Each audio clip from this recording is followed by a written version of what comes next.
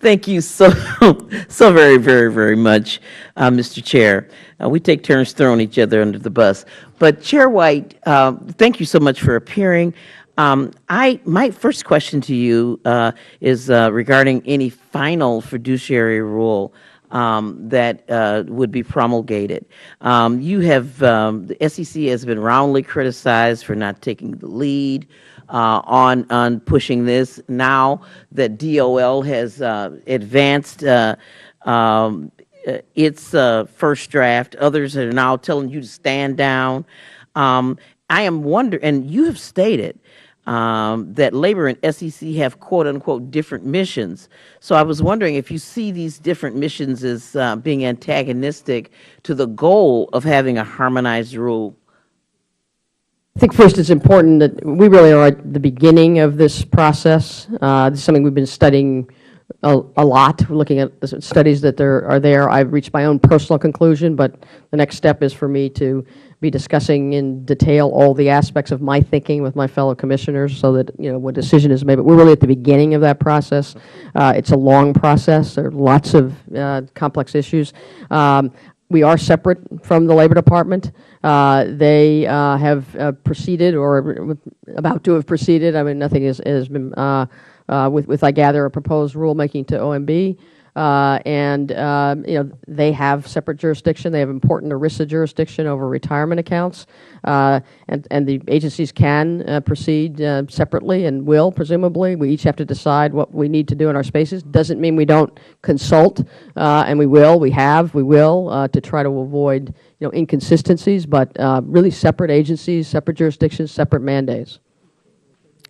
And so separate, so I'm saying, is there going to be a rule that's sort of harmonized? I mean, my expectation is that we'll soon see the publication of the Department of Labor's rule. It's being put out for notice and comment, and then they will presumably proceed on the basis of that. We are at the beginning of our process, so that is a separate process. Okay, thank you for that. I would like to ask you a question about the municipal securities markets. Although the SEC's reach within the municipal market is constrained, I understand that. We've seen some renewed interest by the SEC with the MCDC enforcement program as an example. What additional steps do you think you will take to strengthen the municipal market? As you've indicated, we are more limited in our regulatory reach there. For example, we don't have direct what I'll call disclosure jurisdiction over the municipal issuers. It's an enormously important market. It's enormously important to retail investors who are heavily invested in that marketplace. The MCDC initiative, which was a voluntary self-reporting initiative, I think was very important to that marketplace. It dealt with continuing disclosure obligations. I think it's already sent a very strong message that's raised the bar in that space.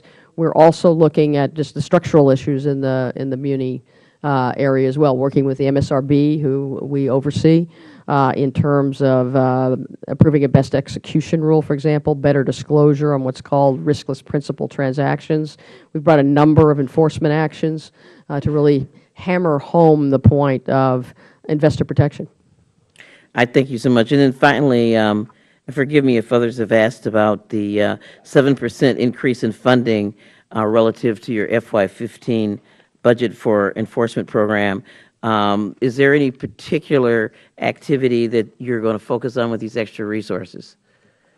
There are a number of areas, but those are really targeted to getting more market experts and litigation trial lawyers. We have more trials now.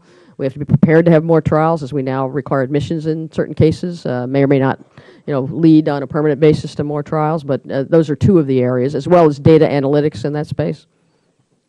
Okay, thank you so much. I yield back my time.